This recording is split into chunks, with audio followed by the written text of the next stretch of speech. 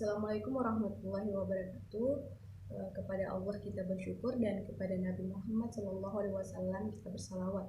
Allahumma shalli ala Muhammad wa ala ali Muhammad.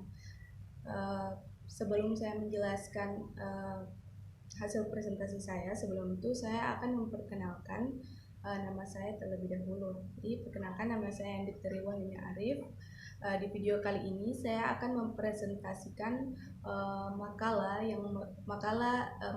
pada mata kuliah landasan pendidikan yang berjudul Konsep Dasar dan Sistem Pendidikan. Nah, dalam makalah ini saya akan membahas 4 submateri. Yang pertama adalah pengertian pendidikan, yang kedua adalah tujuan pendidikan, yang ketiga adalah fungsi pendidikan, dan yang keempat adalah sistem pendidikan. Pengertian pendidikan. Dalam bahasa Romawi, pendidikan diistilahkan dengan kata educate, yang bermakna mengeluarkan sesuatu dari dalam. Sedangkan dalam bahasa Inggris, pendidikan berasal dari kata to educate.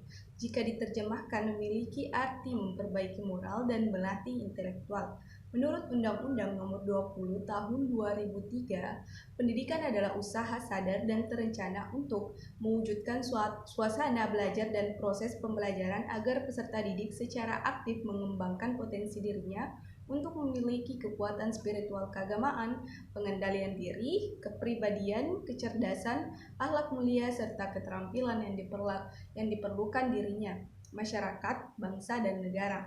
Pendidikan mempunyai pengertian proses pengubahan tingkah laku seseorang atau kelompok orang dalam usaha mendewasakan manusia melalui upaya pengajaran dan latihan, proses perluasan, dan cara mendidik.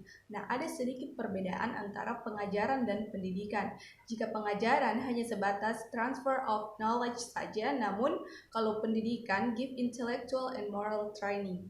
Pendidikan dan pengajaran menurut Ki Hajar Dewantara memiliki makna yang lebih luas lagi, yaitu memerdekakan manusia sebagai anggota dari persatuan atau rakyat. Tujuan pendidikan. Tujuan pendidikan merupakan suatu faktor yang amat sangat penting di dalam pendidikan, karena tujuan pendidikan ini adalah arah yang hendak dicapai atau yang hendak dituju oleh pendidikan.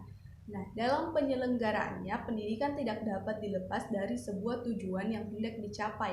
Hal ini dapat dibuktikan dengan penyelenggaraan pendidikan yang dialami bangsa Indonesia. Nah, tujuan pendidikan yang berlaku pada masa Orde Lama berbeda dengan tujuan pendidikan pada masa Orde Baru. Sejak Orde Baru hingga sekarang, rumusan mengenai tujuan pendidikan selalu mengalami perubahan sesuai dengan tuntutan pembangunan dan perkembangan kehidupan masyarakat dan negara Indonesia. Pembahasan selanjutnya yakni fungsi pendidikan. Nah, mengacu pada Undang-Undang Nomor 20 Tahun 2003 tentang Sistem Pendidikan Nasional, itu fungsi pendidikan yaitu pasal 3 yang menyatakan bahwa pendidikan nasional berfungsi mengembangkan kemampuan dan membentuk watak serta peradaban bangsa yang bermartabat dalam rangka mencerdaskan kehidupan bangsa, bertujuan untuk berkembangnya potensi peserta didik agar menjadi manusia yang beriman dan bertakwa kepada Tuhan Yang Maha Esa, berakhlak mulia, sehat, berilmu, cakap, kreatif, mandiri, dan menjadi warga negara yang demokratis serta bertanggung jawab. Nah, dari fungsi tersebut menunjukkan bahwa pendidikan nasional Indonesia lebih mengedepankan akan pembangunan sikap, karakter, dan transformasi nilai-nilai filosofis negara Indonesia.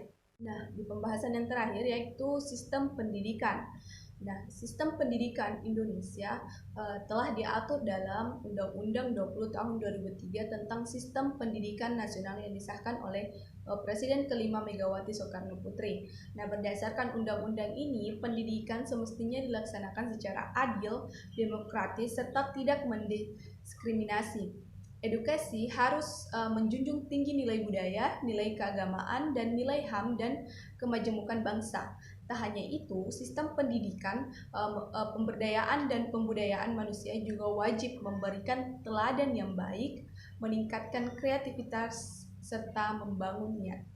Nah, itulah tadi mengenai materi dari konsep dasar dan sistem pendidikan. Semoga apa yang bisa saya jelaskan bisa dipahami. Dan last I say, billahi fisabilil haq, bistabikul khairat. Assalamualaikum warahmatullahi wabarakatuh.